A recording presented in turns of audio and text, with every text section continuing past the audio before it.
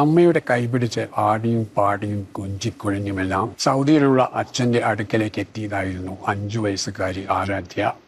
പക്ഷേ ഇന്നലെ നാട്ടിലേക്ക് തിരിക്കുമ്പോൾ അവൾക്കൊപ്പം ഉണ്ടായിരുന്നത് 2 തണുത്തുറഞ്ഞ മൃതദേഹങ്ങൾ മാത്രമായിരുന്നു. ചേതനയേറ്റ തൻ്റെ മാതാപിതാക്കൾ കൂടെയുണ്ടെന്നറിയാതെയാണ് അവൾ ഇപ്പോൾ നാട്ടിലേക്ക് വരുന്നത്. സൗദിയിലെ ജീവകാരുണ്യ പ്രവർത്തകനായ നാസ് വക്കത്തിൻ്റെ കൂടെയാണ് ഇന്നലെ ആരാധ്യ നാട്ടിലേക്ക് പുറപ്പെട്ടത്. ഈ കുഞ്ഞു പ്രായത്തിലെ വിധി ആരാധ്യമോളെ അനാഥയാക്കി കളഞ്ഞു. ഇനി താൻ വളരേണ്ടത് അച്ഛനും അമ്മയും ഇല്ലാതെയാണ് എന്ന് ചിന്തിക്കാനുള്ള പ്രായം പോലും ആ കുഞ്ഞിനായിട്ടില്ല. വല്ലാത്ത ഒരു അവസ്ഥ. കഴിഞ്ഞ ഓഗസ്റ്റ് 28-നാണ് കൊല്ലം സ്വദേശികളായ ദമ്പതികളെ സൗദിയിലെ താമസ സ്ഥലത്ത് മരണപ്പെട്ട നിലയിൽ കണ്ടെത്തുന്നത്.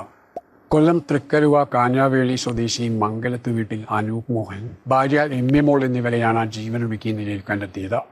ആരാധ്യയുടെ നിർത്താതെയുള്ള കരച്ചിൽ കേട്ട് തൊട്ടടുത്ത് താമസിക്കുന്നവർ പോലീസിനെ വിവരം അറിയിക്കുകയായിരുന്നു.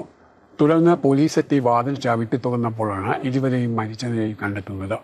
അനൂപിനെ അടുക്കളയിലെ ഫാനിൽ തൂങ്ങി മരിച്ച നിലയിലും രമ്യയുടെ മൃതദേഹം 3 ദിവസത്തോളം പഴക്കമുള്ള നിലയിൽ കട്ടിലിൽ കിടക്കുന്ന നിലയിലുമായിരുന്നു. തുടർന്ന് സാമൂഹിക പ്രവർത്തകനായ നാസ് വക്കത്തിൻ്റെ സഹായത്തോടെയാണ് കുട്ടിയിൽ നിന്നും പോലീസ് വിവരങ്ങൾ മനസ്സിലാക്കിയത്. അമ്മ 3 ദിവസമായി കട്ടിലിൽ സുഖമില്ലാതെ കിടക്കുകയായിരുന്നു. താൻ അമ്മയെ ഒരുപാട് വിളിച്ചു. മോൾ എത്ര വിളിച്ചിട്ടും കരഞ്ഞിട്ടും എൻ്റെ അമ്മ എന്നോട് ഒന്നും മിണ്ടാതെ പിണങ്ങിക്കിടന്നു.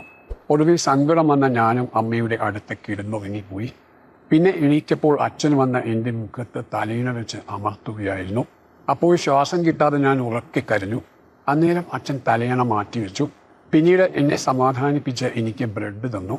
മോളെ ഇത് കഴിച്ചോ എന്ന് പറഞ്ഞ് കരയാതിരിക്കാൻ മൊബൈലും എൻ്റെ കയ്യിൽ തന്നു. പിന്നെ കുറേ നേരം കഴിഞ്ഞ് ഞാൻ അടുക്കളയിൽ ചെന്നപ്പോൾ അച്ഛൻ ഫാനിൽ തൂങ്ങി നിൽക്കുന്നതാണ് കണ്ടത്. കുറേ തവണ അച്ഛനെ വിളിച്ചിട്ടും വിളി കേട്ടില്ല. അപ്പോഴാണ് ഉറക്കെ കരഞ്ഞത്. കുഞ്ഞ് ആരാധ്യമോൾ നിഷ്കളങ്കമായ സംഭവങ്ങളെല്ലാം നാസ് വക്കത്തോട് വിവരിച്ചത് ഇങ്ങനെയായിരുന്നു. നിഷ്കളങ്കമായ കുഞ്ഞിന്റെ വാക്കുകൾ കേട്ട് വിതുമ്പിപ്പോയി എന്നാണ് നാസ് വക്കം പറഞ്ഞത്. തുടർന്ന് പോലീസ് കുട്ടിയുടെ താൽക്കാലിക സംരക്ഷണ ചുമതല ഇദ്ദേഹത്തെ ഏൽപ്പിക്കുകയും ചെയ്തു. അന്നു മുതൽ ആരാധ്യമോളെ സംരക്ഷിച്ചിരുന്നത് നാസ് വക്കം തന്നെയാണ്. പോലീസിന്റെ തുടർ നടപടികൾക്ക് ശേഷം മൃതദേഹങ്ങൾ പെട്ടെന്ന് തന്നെ നാട്ടിലേക്ക് എത്തിക്കാനായിരുന്നു നാസ് വക്കത്തിന്റെ നീക്കം. എന്നാൽ മൂവരുടെയും പാസ്പോർട്ടോ മറ്റ് രേഖകളോ വീട്ടിൽ നിന്നും കണ്ടെത്താൻ കഴിയാത്തത് അതിന് തടസ്സമായിരുന്നു. ഒടുവിൽ വിവരങ്ങൾ എംബസി ധരിപ്പിച്ച് എമർജൻസി പാസ്പോർട്ട് ലഭ്യമാക്കുകയായിരുന്നു. അതിനിടയിലാണ് മരിച്ച അനൂപിനെതിരെ 2 സാമ്പത്തിക കേസുകൾ നിലവിലുള്ളതായും യാത്രാ നിരോധനമുള്ളതായും അറിയുന്നത്. പിന്നീട് കേസ് നൽകിയവരുമായി ബന്ധപ്പെട്ട് അവരെ ഈ വിവരങ്ങളെല്ലാം പറഞ്ഞു മനസ്സിലാക്കി കേസ് പിൻവലിപ്പിക്കുകയായിരുന്നു. അങ്ങനെയാണ് മൃതദേഹങ്ങൾ നാട്ടിലേക്ക് എത്തിക്കാനുള്ള വഴി തെളിഞ്ഞു വന്നത്.